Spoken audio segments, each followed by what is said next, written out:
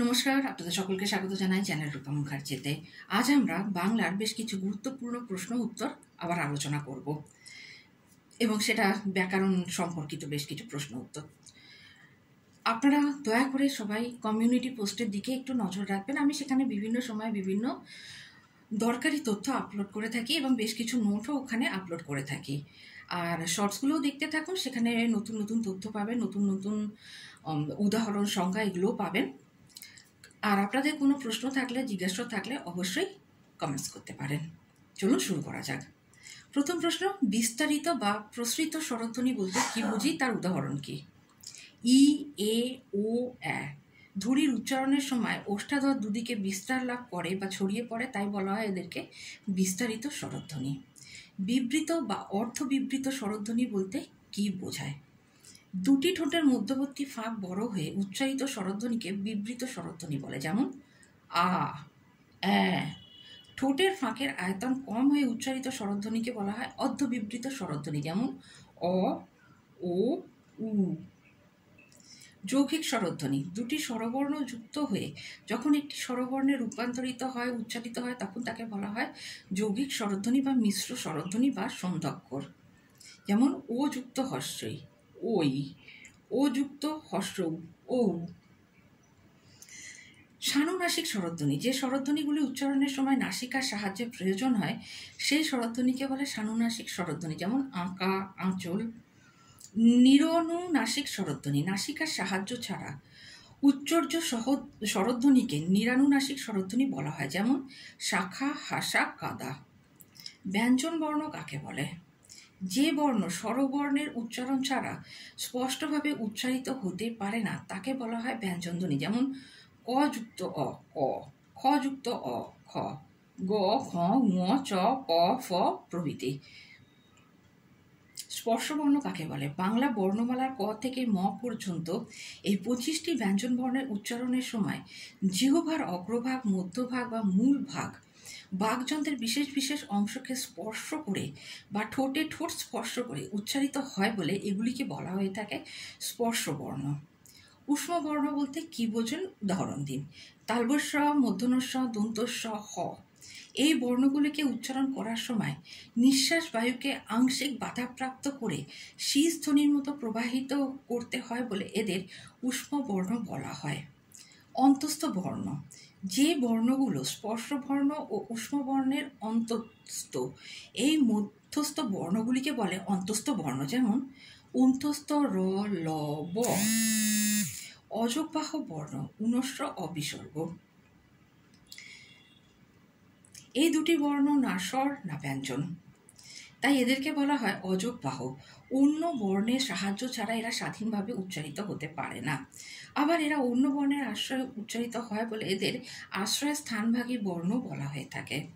অল্পপ্রাণ বর্ণ, সাধারণত প্রতি বর্গের প্রথম ও তৃতীয় বর্ণে প্রাণ বা শ্বাসবায়ু খুব একটা নেই বলে এদেরকে বলা হয় অল্প প্রাণ বর্ণ, যেমন ক, গ, চ, বর্গীয় জ, ট, ড, ত, দ, প, ব। এগুলি অল্প প্রাণ বর্ণ। মহাপ্রাণ বর্ণ বলতে কি বোঝানো হয়? সাধারণত প্রতিবর্গের দ্বিতীয় ও চতুর্থ বর্ণকে বলা হয় মহাপ্রাণ। প্রাণ শব্দের অর্থ এখানে হাওয়া। ধ্বনিগুলি উচ্চারণে হাওয়া বা প্রাণ জুড়ে বের হয় বলে এদেরকে বলা হয় মহাপ্রাণ বর্ণ, যেমন খ, ঘ, ছ, ঝ, ঠ, ঢ, থ, ধ, ফ, ভ। এগুলি সব মহাপ্রাণ বর্ণ। অঘোষ বর্ণ বলতে কি বোঝানো হয়? উচ্চারণে বর্গের প্রথম ও দ্বিতীয় বর্ণ মৃদু বা গাম্ভীর্যহীন বলে এদেরকে অঘোষ বর্ণ বলা হয়, যেমন ক, খ, চ, ছ, ট, ঠ, ত, থ, প, ফ। ঘোষ বর্ণ কাকে বলা হয়? ব্যঞ্জন বর্ণমালার স্পর্শ বর্ণগুলোর প্রত্যেক বর্গের তৃতীয় ও চতুর্থ বর্ণ গাম্ভীর্যপূর্ণ হওয়ায় তাদের ঘোষ বর্ণ বলা হয়, যেমন গ, ঘ, বর্গীয় ঝ, ড, ঢ, দ, ধ, ব, ভ। ধ্বনি ও বর্ণ বলতে কি বোঝো? কথা বলার সময় বাকযন্ত্র থেকে নির্গত হওয়া আওয়াজ হলো ধ্বনি, আর লিখিত রূপ হলো বর্ণ। বর্ণ কয় প্রকার ও কি কি? বর্ণ দুই প্রকার, স্বরবর্ণ ও ব্যঞ্জন বর্ণ। স্বরবর্ণ কাকে বলে? যেই সকল বর্ণ অন্য কোনো বর্ণের উচ্চারণ অন্য কোনো বর্ণের সাহায্য ছাড়াই উচ্চারিত হতে পারে তাকে বলা হয় স্বরবর্ণ। যেমন অ, আ, হ্রস্ব ই, দীর্ঘ প্রভৃতি সবগুলোই। স্বরবর্ণগুলি কয় প্রকার? স্বরবর্ণগুলি দুভাগে বিভক্ত, হ্রস্বস্বর ও দীর্ঘস্বর। হ্রস্বস্বর কাকে বলে? যে স্বরধ্বনি উচ্চারণ করতে কম সময় লাগে সেই স্বরধ্বনিকে বলে হ্রস্বস্বর, যথা অ, হ্রস্ব উ, হ্রস্ব ঋ। দীর্ঘস্বর কাকে বলে? যে স্বরধ্বনিগুলিকে উচ্চারণ করতে দীর্ঘ সময় লাগে সেই স্বরধ্বনিকে বলা হয় দীর্ঘস্বর। যেমন আ, দীর্ঘই, দীর্ঘ, এ, ও। প্লুতস্বর কাকে বলে?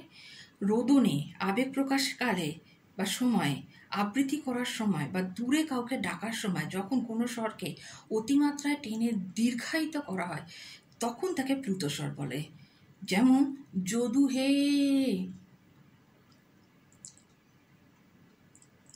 রাম তুমি শুনতে পাচ্ছ, এই ধরনের উদাহরণ। যেমন এখানে যদু হে, রাম, আম, এই যে টানটা। যৌগিক স্বরধ্বনি বা মিশ্র স্বরধ্বনি বলতে কি বোঝেন? দুটি মৌলিক স্বরধ্বনি যুক্ত হয়ে যখন একটি স্বরধ্বনি রূপে উচ্চারিত হয় তখন তাকে বলা হয় মিশ্র বা যৌগিক স্বর। যেমন অযুক্ত হ্রস্বই, ওই, ও যুক্ত হ্রস্ব ও। অর্থস্বর কাকে বলে? যে ব্যঞ্জন বর্ণ স্বরবর্ণের মতো উচ্চারিত হয় তাকে বলা হয় অর্থস্বর। যেমন অন্তস্থ র, ল, ব, এর মধ্যে অন্তস্থ ওয়াই এবং দ্বিতীয় ব হচ্ছে ডাব্লুর অর্ধস্বর। উচ্চারণের ধরনটা হচ্ছে তাই। যেমন হিন্দিতে এটাকে বলা হয় তাকে ওয়া, ইয়া, অন্তস্থ আ। মৌলিক স্বরধ্বনি, যে স্বরধ্বনিকে আর বিশ্লেষণ করা যায় না তাদেরকে বলা হয় মৌলিক স্বরধ্বনি। যেমন অ, হ্রস্বই, হ্রস্ব এ, অ্যা, ও। সম্মুখস্থ বা প্রসারিত স্বরধ্বনি বলতে কি বোঝেন? যে স্বরধ্বনি উচ্চারণের সময় জিহ্বার সম্মুখ দিকে প্রসারিত হয় সেই জন্য এদের বলা হয় সম্মুখধ্বনি, সম্মুখ স্বরধ্বনি বা প্রসারিত স্বরধ্বনি। যেমন হ্রস্বই এ, অ্যা, আ। পশ্চাৎভাগ স্বরধ্বনি বলতে কি বোঝেন? হ্রস্ব অ, আ উচ্চারণে জিহ্বা পশ্চাৎভাগের দিকে আকৃষ্ট হয়, সেজন্য এদের নাম পশ্চাৎভাগস্থ স্বরধ্বনি। কুঞ্চিত স্বরধ্বনি বলতে কি বোঝেন? অ, হ্রস্ব ও, এই তিনটি স্বরধ্বনি উচ্চারণের সময় ওষ্ঠ দুটি কিঞ্চিত কুঞ্চিত বা বৃত্তাকার হয় বলে এদেরকে বলা হয় কুঞ্চিত বা বর্তুল স্বরধ্বনি। প্রতিবেষ্টিত বর্ণ কাকে বলে? যে বর্ণের উচ্চারণের জিভের অগ্রভাগ মূর্ধা বা তালুর অগ্রভাগ স্পর্শ করে তাকে বলা হয় প্রতিবেষ্টিত বর্ণ বা মূর্ধন্য বর্ণ। যেমন ট, ঠ, ড, ঢ মূর্ধন্য। কম্পনজাত বর্ণ কাকে বলে? যে বর্ণের উচ্চারণকালে শ্বাসবায়ু নাকে ও মুখগহ্বরে একাধিকবার প্রতিফলিত হয়ে শেষে নাক বা মুখ দিয়ে নির্গত হয় তাকে বলে কম্পনজাত বর্ণ। যেমন র, ল। এই অবধি আজকে আমরা ব্যাকরণের বেশ কিছু গুরুত্বপূর্ণ সংজ্ঞা আলোচনা করে রাখলাম। দ্বিতীয় পর্বে আবার বাকি যে সকল সংজ্ঞা এবং উদাহরণগুলো বাকি রইল সেগুলো আমরা আবার আলোচনা করব। খুব শীঘ্রই আপনাদের জন্য সেই ভিডিও নিয়ে আসবো। আজকে তবে এই পর্যন্ত। ভিডিও ভালো লাগলে অবশ্যই লাইক, শেয়ার, কমেন্টস করবেন আর চ্যানেল সাবস্ক্রাইব করে পাশে থাকতে ভুলবেন না। আপনাদেরকে ধন্যবাদ। আজকে এই পর্যন্তই। নমস্কার।